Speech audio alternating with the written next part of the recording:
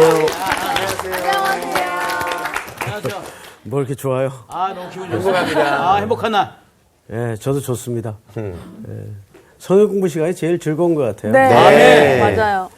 자, 복습 먼저 하고 들어가십시다. 네. 오늘 복습 전문가 우리 김상원 학생이 시작을 했습니다. 이제는 웃는 거야. 준비가 잘 됐나 봐요. 그러니까. 행복해 보여요. 뭐 복습이라는 건 항상 뭐 이렇게 뭐 하려고 복습 이 시간에 하려고 복습하는 게 아니라 늘 그 가슴 속에 새기기 위해서. 아까 뭐 그래서 엄청 열심히 적던데? 뭔 그렇죠. 얘기예요? 적어야죠. 복습을 하는데 안 적습니까? 그렇지 않습니까? 적어야죠. 예. 지난 시간에는 새 언약의 일꾼에 대해서 공부를 했습니다. 새 언약이 무엇입니까? 옛 언약을 보면 알 수가 있습니다. 그렇죠. 옛 언약은 죽이는 언약. 그럼 새 언약은 살리는 언약이 되겠죠. 그럼 살리는 언약의 일꾼이 되라는 건 바로 우리의 모습이 아닐까 싶습니다. 그럼 옛 언약 이꼬르 율법을 뜻하죠. 율법은 그건 뭡니까? 모세의 율법을 뜻하게 됩니다. 그럼 모세의 율법은 뭐죠? 옛날 돌판을 생각하시면 됩니다. 돌판, 첫 번째 돌판은 어떻게 됐습니까? 금송아지를 만들어서 무너져 버렸죠? 네. 그렇죠? 그래서 두 번째 돌판을 만들어서 갖고 왔습니다. 네. 하지만 인간들은 말이죠. 그거를 단어적으로 해석을 하다 보니까 단어 1계명 뭐지, 2계명 뭐지 이렇게 하다 보니까 10계명을 갖다가 2134개를 만들었어요. 이렇게 사람 단어적으로 해석하면 안 됩니다. 왜 언약을 만들었는지 하나님의 깊은 뜻을 이해를 해야 됩니다. 하나님의 깊은 뜻을 들어가면 보험팔로 오신 거 아니죠? 네? 보험팔로 오신 거 아니죠? 34개월 자, 여기까지가 한계인 것 같아요. 그래서 자, 누구 마저 보충할 수 있는 분. 아니 향기가 보충하겠대요. 뭔가 보충하고 싶은가 봐요, 지금. 막. 뭐 아니 아까 그 죽이는 운명의 언약. 여왕이지 않습니까? 아니 그냥 죽이는 언약. 왜 옛 언약이 죽이는 언약이지라고 생각하실 텐데 그렇죠. 그거는 바로 그 율법이 우리를 죽이는 게 아니고 죄인인 우리가 그 율법 앞에 섰을 때 죽을 수밖에 없다는 게 그게 역시. 우리 죽인다는 그런 핵심 의미이고 포인트였어요. 그렇습니다. 예. 새 언약은 왜 살리는 거냐? 예수 그리스도가 십자가에 못 박히셔서 그 피와 살로 우리를 다시 그 죄에서 살리시고 성령으로 우리를 다시 살리시기 때문에 살리는 새 언약이다. 그렇죠. 그 부분을 제가 또 약간 추가를 하고 싶었어요. 그래서 아름답다. 내가 이 물건 살 거야. 나 이 물건 살 거야. 계약하죠. 아니, 두 분이 다 이렇게 연합해서 완성을 했어요. 자, 지난 시간에 새 언약의 일꾼이었죠. 네. 보통 우리가 일꾼이라는 개념은 많이들 이야기도 듣고 또 알기도 합니다. 근데 지난주 초점은 새 언약의 일꾼이 도대체 무슨 의미냐 했을 때 반대 개념을 먼저 생각해야 된다 그랬어요. 네. 그것이 옛 방금 언약. 우리 두 학생이 얘기한 옛 언약이죠. 옛 언약의 실체는 우리 향기 학생이 아주 정확하게 표현을 잘 했는데 이것은 언약 자체가 사람을 죽이는 게 아니라 이 언약이라는 하나님의 계명 앞에 인간이 세워졌을 때 로마서 3장의 말씀처럼 우리는 전부 다 진단이 뭘로 내려졌어요? 사망. 그래서 옛 언약은 죽이는 언약이라는 수사적 표현을 하는 겁니다. 네. 그럼 이 반대 개념으로 새 언약은 이건 죽이는 언약이었으니까 이거는 살리는 언약. 그렇죠. 그래서 이 언약의 실체가 예수 그리스도가 되죠. 네. 살리는 언약.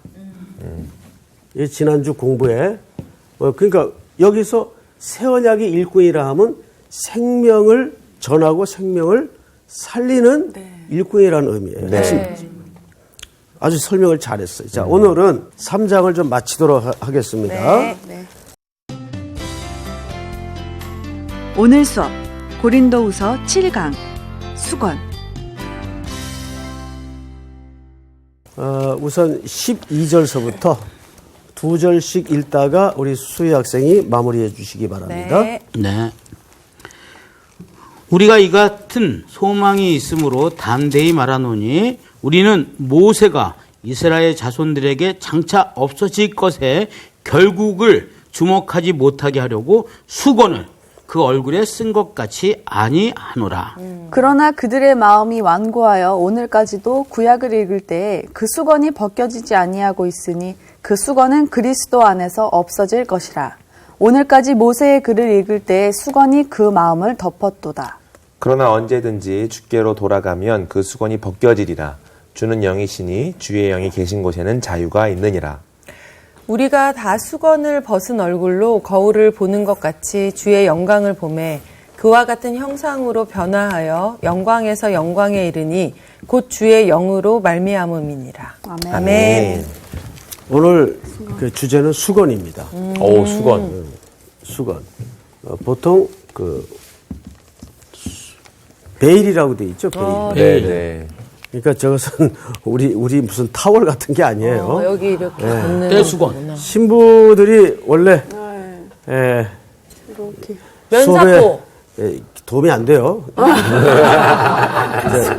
원래 우리가 그 신부들이 식장에 신랑 앞으로 안내되어 들어갈 때는 베일을 가리고. 가리고 면사포. 들어가죠. 네. 네. 네, 면사포라고도 하죠. 네.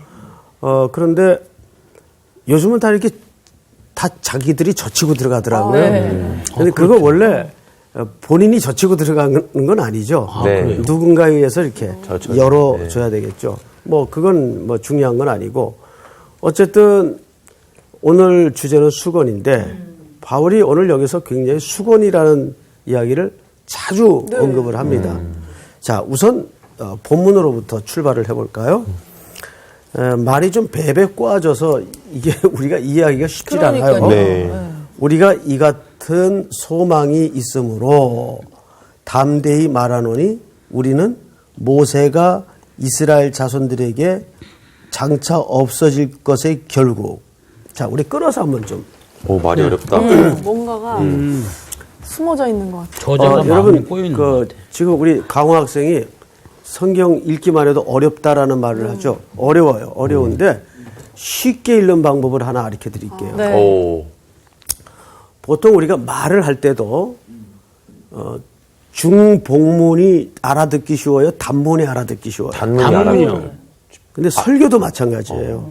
설교도 한 주제에 대해서 우리가 끊이지 않고 길게 열어서 설교를 하면 청중이 좀 피곤해요. 네. 그런데 끊어서 단문으로 설교를 하면 청중이 알아듣기가 쉽죠. 쉽죠. 네. 마찬가지예요. 성경을 읽다가 옆에 노트나 페이퍼를 놓고 모든 문장을 한 문장씩 끊어보세요. 오. 이게 지금 굉장히 중문 내지는 복문이에요. 그죠? 네. 자, 그럼, 1차 어디서 끊어볼까요? 13절부터 보십시다. 우리는 모세가 이스라엘 자손들에게 장차 없어질 것의 결국을 주목하지 못하게 하려고. 자, 없어질 것의 결국. 여기 모세가 주어죠. 네. 그 다음에 두 번째는 없어질 없어질 것의 결국. 두 번째는요. 주목하지 못하게 한다.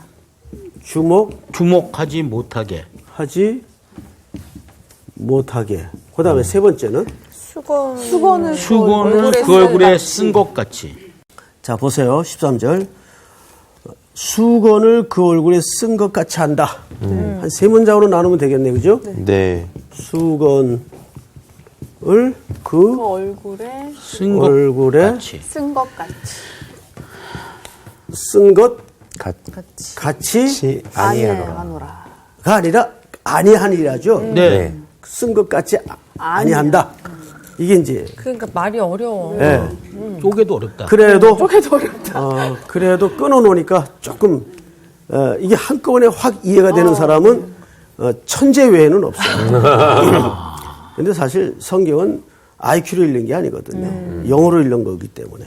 자, 우선 모세가 없어질 것의 결국은 뭘까요? 영원하지 않은 것. 물론 그 말이 맞죠. 13절을 보세요. 이스라엘 자손들에게 장차 없어질 것의 결국.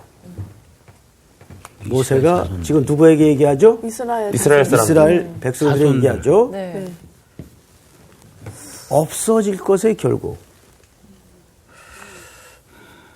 그러니까 뭔가 그냥 일시적인 걸 얘기하는 거예요. 네. 그렇죠? 네.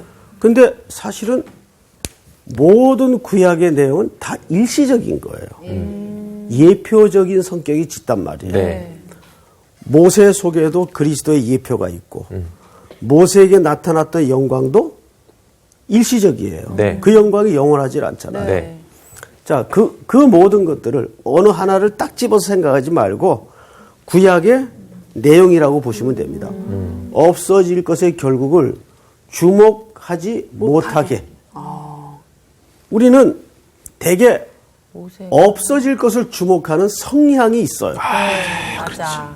그래요, 안 그래요? 맞습니다. 거기에 얽매이고 막. 맞죠? 자꾸 외형적인 것. 네. 그런데 구약의 모든 내용들이 사실은 영원한 것을 바라보게 하는 예표론적인 성격이지 그 자체가 영원한 것은 아니었거든요. 네. 그렇죠? 네. 모세도 지나갔어요. 다 지나가요. 그렇죠.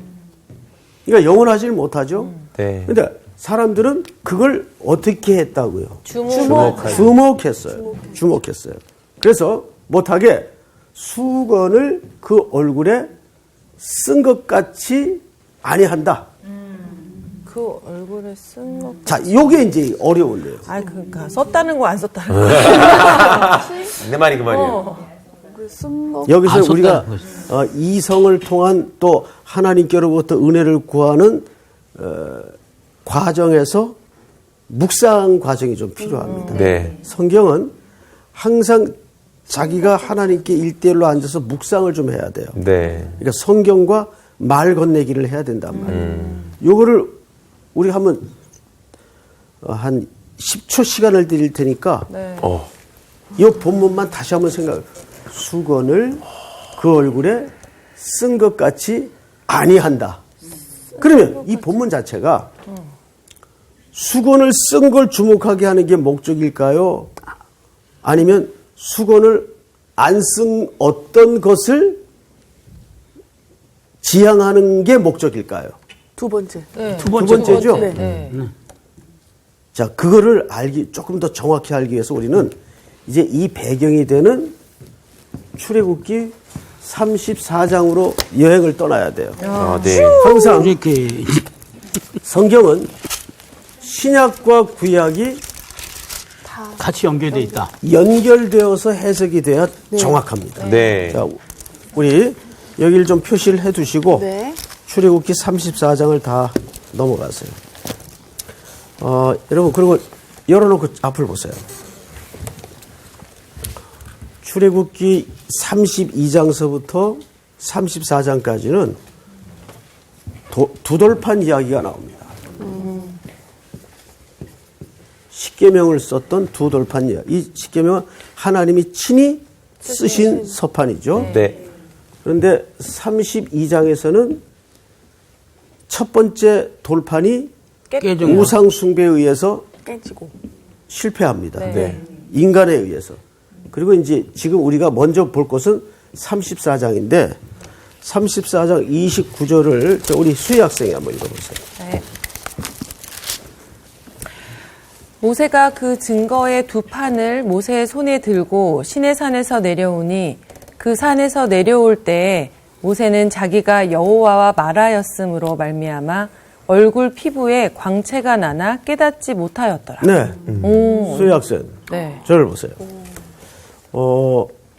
이 돌판은 그러면 첫 번째 돌판을 받아 내려오는 걸까요? 두 번째 돌판을 받아 내려오는 걸까요? 두 번째 돌판. 그렇겠죠? 네. 자, 근데 문제는 하나님과 대면하여 이 돌판을 받았기 때문에 하나님의 영광이 얼굴에 지금 반영이 돼 있어요. 네네. 네. 그래서 그걸 뭐라고 여기 표현되어 있는가 하면 얼굴 피부에 광채가 났다 그랬어요. 물광.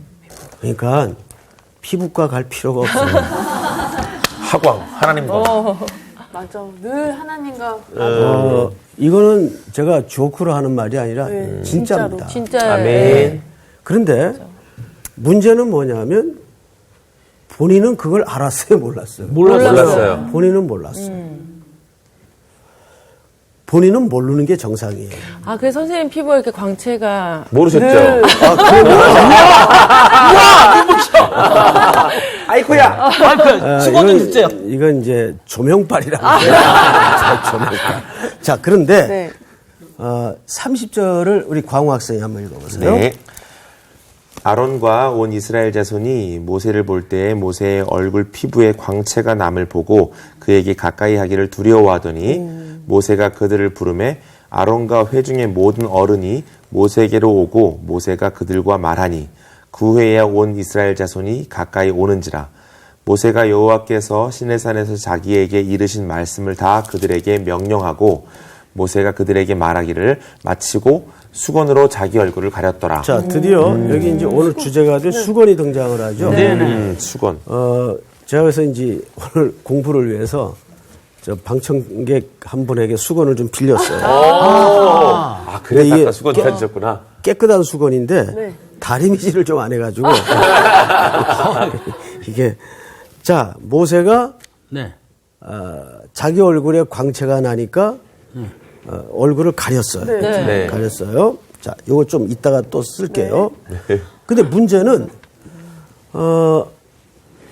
가린 이유가 뭐예요? 광채가 나서 광채가 사람들이 두려워. 나는데 이제 사람들이 가까이 안 오. 아니 근데 이미 말을 하고 가렸어요. 그렇죠. 네. 왜냐면 이 사람들이 본인은 모세는 몰랐다 그랬으니까 네. 아론과 회중의 어른들이 와서 얼굴이 너무 광채가 나서 사람들이 좀 두려워합니다. 얘기하니까 모세가 가렸겠죠. 자, 성경을 좀 더 읽어보시다. 아닌가? 아닌가 봐. 몇 절을 읽으시냐면 여기를 좀 접어두시고 네. 우선 첫 번째 돌판 때의 경우로 더 뒤로 한번 가보세요. 네. 32장. 1절을 32장. 32장. 두 장만 넘기면 될 겁니다. 네. 1절을 우리 향기 학생이 한번 읽어보세요. 1절이요? 예. 백성이 모세가 산에서 내려옴이 더딤을 보고 모여 백성이 아론에게 이르러 말하되 일어나라 우리를 위하여 우리를 인도할 신을 만들라. 이 모세 곧 우리를 애굽 땅에서 인도하여 낸 사람은 어찌 되었는지 알지 못함이니라. 자, 잘 보세요. 아, 여러분들이 이 함수 관계를 네. 스스로 좀 풀 수 있으면 최고의 공부입니다.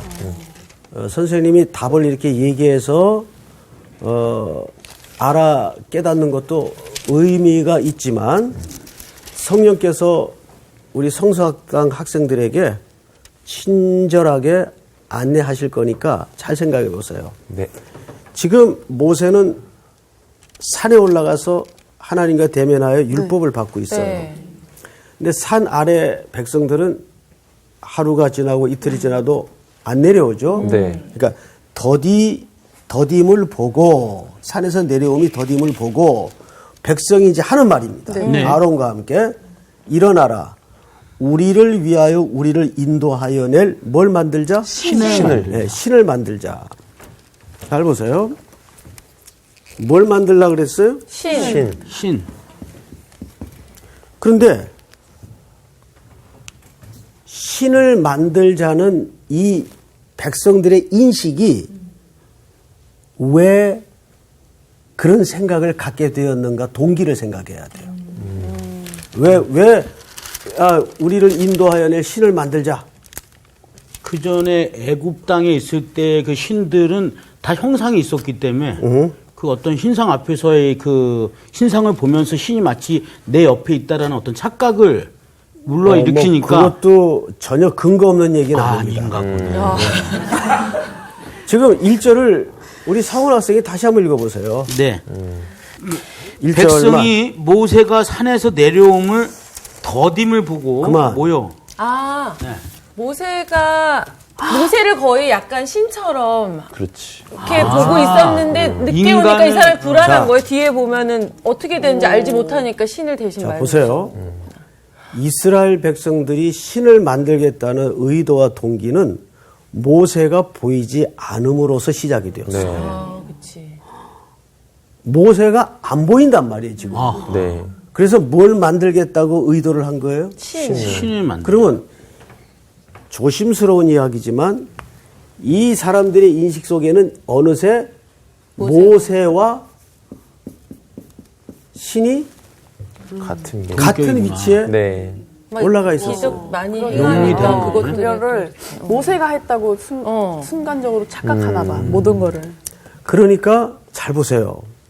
이거 오늘날 우리 현대교회와 전혀 무관한 얘기가 아니라 맞아요. 매우 중요한 함수관계를 갖고 있어요. 네. 오늘날 현대교회 성도들의 인식세계도 저 사고방식이 있어요. 있습니다. 많아요. 그걸 우리는 보통 뭐라고 얘기하죠? 우상이라고 얘기해요. 네. 이게 우상의 시작이에요. 네. 모세가 보이지 아니함으로 우리를 인도하여 낼 신을 만들자. 그들의 적어도 단편적인 인식세계 속에는 신앙관에는 모세가 인도한 걸로 알고 있어요. 네. 그래서 신 이퀄 모세라는 공식이 머릿속에 자기도 모르게 자연스럽게 자리 잡고 있는 거예요. 자, 이게 얼마나 무서운 현상으로 오늘날에도 드러나는가 하면 교회 안에 소위 이제 교육자들, 네. 특별히 담임 목사님의 위치는 가히 신의 존재예요. 절대적이죠. 맞아요. 오죽 쓰면 성부, 성자, 성령 담임 목사라고는 그 조크가 돌아다닐 정도로. 근데 그게 얼마나 위험한 생각인가를 가져야 돼요. 네. 그분들 얼굴을 좀 가리셔야 될 것 같아요. 지금 농담처럼 얘기했지만 그래서 여러분 자 모세가 수건을 가린 것은 지금 모세 얼굴에는 뭐가 광채가 나죠. 그리고 수건을 가리면 뭐가 안 보일까요? 광채가 안 보여요. 광채가 안 보이겠죠. 광채가 안 보이지. 네. 근데 또 한 가지가 안 보여. 모세가 모세 안 보여요. 얼굴도 안 보이겠죠. 모세가 안 보이지. 그치. 무슨 말인지 알겠어요? 네. 모세가 안 보이잖아요. 사람을 보지 말라는 말이에요. 네. 지금 수건을 그 얼굴에 쓴 것 같이 아니하고 라는 말은 맨 얼굴을 볼 수 있다 그 얘기가 아니라 사람의 모양은 사라지고 진짜 그 얼굴에 반영된 하나님의 광채를 봐야지. 근데 구약의 그 광채도 영원한 겁니까? 영원하지 않는 겁니까? 영원하지 않아요. 한시적인 거예요. 자, 이제 사도 바울이 이 이야기를 어떻게 풀어내는가를 우리가 조금 더 살펴보고 네. 들어가도록 출애굽기 32장 2절을 우리 향기 학생이 한번 읽어보세요. 2절. 아론이 그들에게 이르되 너희의 아내와 자녀의 귀에서 금고리를 빼어 내게로 가져오라. 계속해서 모든 백성이 그 귀에서 금고리를 빼어 아론에게로 가져가매 아론이 그들의 손에서 금고리를 받아 부어서 조각칼로 새겨 송아지 형상을 만드니 그들이 말하되 이스라엘아 이는 너희를 애굽 땅에서 인도하여 낸 너희의 신이로다 하는지라. 네. 아이고야. 자, 보세요. 아이고야. 결국 만들었네. 어쨌든 이들은 하나님을 뭘로 형상화한 겁니까? 송아지로. 송아지로 형상화한 거예요. 하나님을. 네. 그러니까 이들에겐 뭔가 눈에 보이는 보여요. 보이는 게 항상 있어야 돼요. 네. 그래서 그렇게 털커덕 모세를 대신해서 그러니까 여기에서는 실질적으로 이런 삼각관계가 가능해집니다. 지금 모세가 안 보여. 네. 그래서 뭘 만들죠? 송아지. 송아지. 송아지를 만들어요. 근데 이 모세나 송아지가 이들의 인식세계 속에는 누구랑 대체되거나 대비되는 거예요. 여호와. 하나님. 네. 이 삼각 관계가 벌어지는 겁니다. 모세와 하나님 사이에 대면했던 결과로 모세의 얼굴에는 지금 광채. 하나님의 영광의 광채가 반영돼 있어요. 네.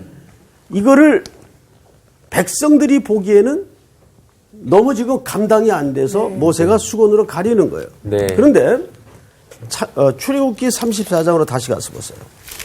조금 더 살펴볼 필요가 있는데 30절 우리 상훈 학생이 한번 쭉 읽어보세요. 아론과 온 이스라엘 자손이 모세를 볼 때 모세의 얼굴 피부에 광채가 남을 보고 그에게 가까이 하기를 두려워하더니 모세가 그들을 부르매 아론과 회중의 모든 어른이 모세에게로 오고 모세가 그들과 말하니 그 후에야 온 이스라엘 자손이 가까이 오는지라 모세가 여호와께서 시내산에서 자기에게 이르신 말씀을 다 그들에게 명령하고 모세가 그들에게 말하기를 마치고 수건으로 자기 얼굴을 가렸더라. 네, 그리고 이제 34절을 우리 수희 학생이 읽어보세요. 그러나 모세가 여호와 앞에 들어가서 함께 말할 때에는 나오기까지 수건을 벗고 있다가 나와서는 그 명령하신 일을 이스라엘 자손에게 전하며 이스라엘 자, 보세요. 네. 모세가 하나님 앞에 들어가서 말할 때는 수건을 벗어요. 네. 그런데 나와서는 수건을 다시 씁니다. 맞아 읽어보세요. 이스라엘 자손이 모세의 얼굴에 광채를 보므로 모세가 여호와께 말하러 들어가기까지 다시 수건으로 자기 얼굴을 가렸더라. 네. 그러니까 우리가 한 가지 중간에 내리는 결론은 뭐냐면 모세가 수건을 가림으로써 첫째 안 보이는 건 하나님의 영광의 광채가 안 보여요. 네. 그걸 직접 백성들이 대면할 경우에는 그 영광의 거룩한 빛 앞에 살아남을 존재가 없어요. 네. 그래서 그럴 수 있는 시간까지 이게 가리워집니다. 매일에 가리워집니다. 네. 그런데 동시에 하나님의 영광의 광채만 안 보이는 게 아니라 모세의 얼굴이 안 보여요. 네. 그 말에는 이런 이유가 있는 겁니다. 즉 백성들이 지금 의식 항복판에 모세를 뭘로 생각했다는 얘기예요? 신으로 생각했다는 얘기예요. 보이지 아니함으로 어떻게 되었는지 궁금해서 우리를 인도하여 낼 지도자를 만들자. 네. 이게 이제 우상의 시작인 거죠. 네. 자, 오늘 본문으로 다시 돌아갑니다. 몇 절을 보시냐면 13절을 보세요. 우리는 모세가 이스라엘 자손들에게 장차 없어질 것의 결국을 주목하지 못하게 하려고 그 수건을 그 얼굴에 쓴 것 같이 아니하노라. 그러니까 이 말은 지금 수건을 벗어도 된다는 얘기예요? 안 된다는 얘기예요? 벗어도 된다는. 그렇지. 네. 이제 이 말이 가진 의미를 알겠어요? 네. 네. 그런데 우리는 어떻게 수건을 벗어도 되는 관계가 하나님과 가능해졌을까요? 예수 그리스도께. 그리스도를 통해서. 네. 지금까지는 그게 베일에 가려져 있었어요. 네. 그게 실체가 뚜렷하게 드러나질 않았어요. 그러니까 모든 구약의 지향점의 결론은 그리스도로 우리가 자유로워지는 거예요. 아멘. 그 이야기를 마지막 절에 이렇게 했어요.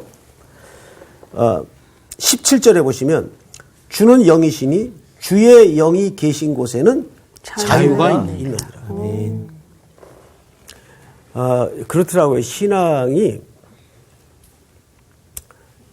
성숙하고 깊어진다는 것은 무슨 뜻인가 하면 사실 자유로워진다는 얘기입니다. 세상에 가진 것, 안 가진 것의 벽을 넘어설 수 있고 강하고 약함의 벽도 넘어설 수 있고 그리스도의 영으로 자유로워지는 거예요. 네. 그래서 신앙의 반대가 불신앙이죠. 네. 그럼 불신앙의 가장 큰 과실이 뭔지 아십니까? 자기 고집이에요. 고집. 자기 고집. 성숙한 그리스도인은 고집을 내려놓게 돼 있습니다. 네. 그 교회에서 대개 분쟁의 출발점이 뭐로부터 시작되죠? 고집. 자기 아집과 자기 편견과 자기 고집으로부터 출발이 되는 거예요. 네.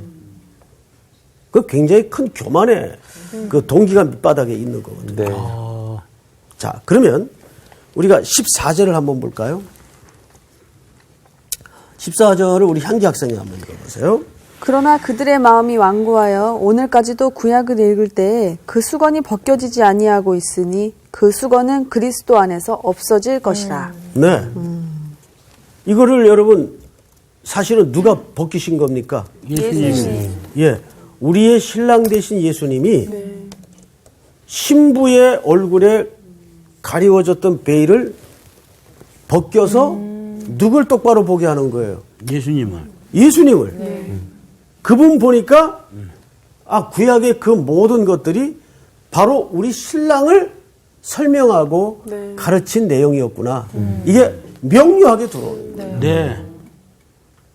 그런데 우리는 항상 아직도 눈에 비늘이 벗겨지지 않고 여러분 사도 바울이 이게 아이러니인데 바울 선생님이 다메섹 도상에서 제일 먼저 나타난 육신의 현상이 뭐예요? 눈이 멀어. 눈이 가리워지죠. 네. 육신의 눈이 가리워지니까 그때야 드디어 뭐가 보였어요? 명예는. 예수님이 보인 거 아니에요? 네. 부활의 주님을 그때야 본 거 아니에요? 네. 네, 네, 네. 근데 사실 우리가 이 본다는 게 얼마나 허무맹랑한지 몰라요. 봄으로 더 많은 걸 못 볼 때가 있죠. 네. 굉장히 많아요. 내가 육신의 눈으로 이렇게 보는데 그 이후로 더 많은 걸 놓치거나 못 보는 경우가 있어요. 이게 굉장히 역설입니다. 맞아. 현대인들에게 이 보는 문화는 굉장히 중요한 지금 하나의 트렌드나 패턴이 되어 그렇죠. 있잖아요. 예, 예. 그래서 우리가 뭐가 사라졌는지 아세요? 묵상이 사라졌어요. 그 묵상이 가져다 주는 부유함을 다 놓쳐버렸어요. 그래서 요즘 사람들은 잘 생각 안 해요. 아주 단말마적이 됐어요. 표피적이 되고. 네. 그러니까 요즘은 이 보는 문화와 패턴 때문에 사람들이 전부 묵상이 사라졌어요. 근데 하나님의 말씀은 여러분 묵상하라고 돼 있어요. 주야로 묵상하는. 그 묵상이라는 히브리 말이 굉장히 격렬한 단어입니다. 그 묵상이라는 말이 이제 영어 번역에는 그 메디테이시라고 돼 있어요. 메디테이트. 이게 원래 제대로 번역을 하면 사실은 명상이죠, 명상. 근데 성경에서 말하는 그런 명상과 묵상이 같냐? 아니에요. 전혀 다른 얘기예요. 근데 아마 영어 번역에서도 뭐 이 단어 외에는 딱히 꺼내들 카드가 없으니까 저 단어를 쓴 것 같아요. 근데 원래 명상과 묵상은 질적으로 다릅니다. 그 히브리 말에 묵상이라는 건 무슨 뜻인가 하면 첫째, 들짐승이 배가 고프면 잠이 안 오겠죠? 네. 그럼 밤새 먹잇감을 찾아서 울부짖으며 온 밤을 하얗게 지새우면서 들녘을 헤매이는 모습을 얘기해요. 자, 그 광경을 한번 이미지화 해보세요. 얼마나 격렬해요. 그 자체가. 간절하고 막. 그러다가, 그렇죠. 그러다가 딱 어느 한 정점에 먹잇감을 포착했을 때 그거를 맷돌 같은 어금니에다가 얹어놓고 갈아요. 우물음을. 그리고 이제 되새김질을 합니다. 넘겼다가 올렸다가 넘겼다가 올렸다가. 그러니까 묵상이라는 말은 그 정도로 격렬하고 아주 내공이 깊은 단어입니다. 저희가 원래 알고 있던 묵상의 그 느낌과 완전 다른 거예요. 근데 우리는 명상적 개념으로 네. 묵상을 이해하는데 그게 아니에요. 성경적 정의는 명상이 아닙니다. 그래서 지금 제일 시대적 문제가 뭐냐면 현대인들의 삶의 구조에 이 명상의, 이 묵상의 크리스찬의 삶의 묵상이 사라졌어요. 명상조차도 힘들어요. 사람들이 조용한 것 자체를 되게 불안해해요. 요즘 사람들. 그렇죠. 조용히 그래서 가만히 여러분 왜 사람들 요즘 카페 가서 공부들 하지 않습니까? 네. 그 왜 그러냐 하면 그 얼마나 소음이 많아요. 그걸 보통 무슨 소음이라 그러죠? 백색소음. 백색소음이라 그래요. 근데 사람들은 거기에서 안정감과 편안함을 누린다는 거죠.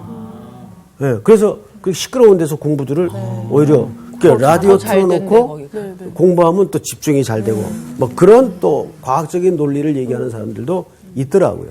근데 뭐 저는 지금 그 차원을 얘기하는 게 아니고 하나님의 말씀은 적어도 우리가 그 말씀을 곱씹어보고 결국 그 말씀의 모든 결론은 누구로 모아지도록 돼 있는가 하면 예수님. 예수 그리스도로 모아지도록 돼 있어요.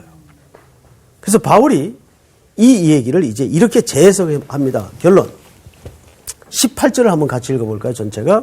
시작. 우리가 다 수건을 벗은 얼굴로 거울을 보는 것 같이 주의 영광을 보매 그와 같은 형상으로 변화하여 영광에서 영광에 이르니 곧 주의 영으로 말미암으리라. 여기 이제 알듯 모를 듯한 이야기가 하나 감춰져 있어요. 우리가 다 수건을 벗은 얼굴로 뭘 보는 것 같이? 거울을 보는 것 같이. 자, 저를 보세요. 여러분, 거울을 보면 네. 거기 누가 있습니까? 자기가 제가 있습니다. 있죠. 그런데 왜 여기는 우리가 다 수건을 벗은 얼굴로 거울을 보는 것 같이 주의 영광을 보매 거울을 보는데 왜 자기 얼굴이 나와야 되는데 주의 영광을 본다 그래요? 그러니까 모세에게 그 영광이 이렇게 비춰. 이거를 여러분들이 결론 짓지 못하면 오늘 공부 허단 겁니다. 자, 보세요. 저 거울을 봤어요. 그럼 당연히 누구 얼굴이 나와요? 내 얼굴. 자기 얼굴. 근데 성경은 주의 영광을 본대요. 네. 거기서 그게 무슨 뜻일까? 주님의 자녀답게 사는 그 예수 그리스도인으로 그렇죠. 사는 모습이 나와야 된다. 자기 얼굴 속에 뭐가 나와야 된다는 얘기예요. 그리스도의 얼굴. 그리스도의 영광이. 주의 영광이 반영돼야 된다는 얘기예요. 네. 그렇게 살아야 돼. 이해가 돼요, 이 말이? 네. 다시 보세요. 우리가 다 수건을 벗은 얼굴로 이제 거울을 봐요. 그럼 거기 당연히 내 얼굴이 있겠죠. 네. 근데 내 얼굴이라고 쓰질 않고 성경에는 주의 영광을 보매. 네. 그러면 장광우 얼굴에서 뭘 봐야 돼? 주의 영광을 봐야 돼요. 주의 영광을 봐야 돼. 장광훈데? 누가 수건님 갖다 주세요. 그 정도예요? 부끄럽죠, 우리가 많이 연약하고.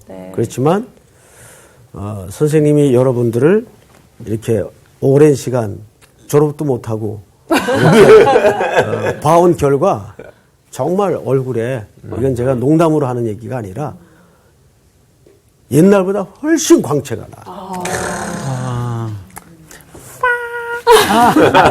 네. 그것이 우리끼리만의 리그가 되어서는 안 되고 주의 영이 없는 곳에 빛으로. 아멘. 그래서 마지막 마태복음 5장을 다 찾으세요. 마태복음 5장 자, 17절을 우리 상훈 학생이 읽어보세요. 내가 율법이나 선지자를 폐하러 온 줄로 생각하지 말라. 폐하러 온 것이 아니요 완전하게 하려 함이라. 진실로 너에게 이르노니 천지가 없어지기 전에는 율법의 1.1획도 결코 없어지지 아니하고 다 이루리라. 자, 여러분, 우리가 지금 사도 바울의 이 글을 읽다가 이것을 정확하게 이해하기 위해서 어디로 가 산참이 있었죠? 출애굽기 34장, 32장에 가 산참 머물렀어요. 네. 보니까 그 내용들이 결국은 지금 그게 실패해서 새 것이 된 겁니까? 그게 완성이 된 겁니까? 완성이 된 거죠. 그러니까 항상 하나님의 말씀은 예수님도 구약 성경을 인용하셨어요. 네. 이것은 다 나를 가리켜 기록한 것이라. 모세의 글과 선지자들의 글과 시편에 기록한 모든 것은 다 나를 가리켜 기록한 것이라. 그래서 진리가 있는 곳에는 주의 영이 있는 곳에는 자유가 있다는 말은 바로 그래서 그리스도를 얘기합니다.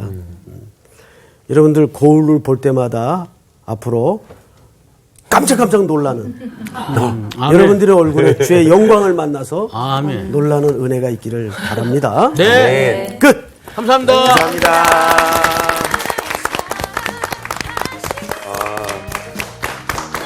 지난 시간부터 계속 우리가 그리스도의 편지, 새 일꾼, 부담이 팍팍 되는 말씀들로 가고 있어요. 저는 참 창피합니다. 왜요? 항상 아침에 거울로 보거든요, 얼굴을. 보면 왜 이렇게 부었지 오늘은? 어, 그 생각부터 하거든요. 이거 잘못된 생각이었어. 그럼요. 그 거울을 보고 주의 영광을 봤어야 돼. 늘 부어있는데 뭐 이렇게 매일 체크해요. 비만은 체질이에요. 그러니까 정말 우리가 물론 기본적으로 내 얼굴을 체크하는 것도 중요하지만 진짜 남이 내 얼굴을 맞아. 봤을 때 그러니까. 제 얼굴에는 뭔가 모르는 정말 저런 그 예수 그리스도의 모습이 삶에서 진짜 보여지도록 노력을 해야 되는데 맞아. 너무 잘하는데 참, 여기 보니까 그와 같은 형상으로 변화해요. 그러니까 우리가 조금씩 이렇게 말씀 먹고 이러면서 변화돼 가는 것도 중요하고 이 과정도 되게 중요한 거니까. 맞아요. 근데 18절 마지막에 보니까 주의 영으로 말미암는다고 하니까 네, 우리 네. 그 영으로 말미암아서 더 이렇게 주님께 이렇게 다 붙들려서 기도하면 될 것 같아요. 맞아요. 그렇죠. 네. 한 주간 우리 또 말씀 그렇게 묵상하면서 삽시다. 좋습니다. 네. 네. 하면 보내도록 합시다. 좋습니다. 네. 네.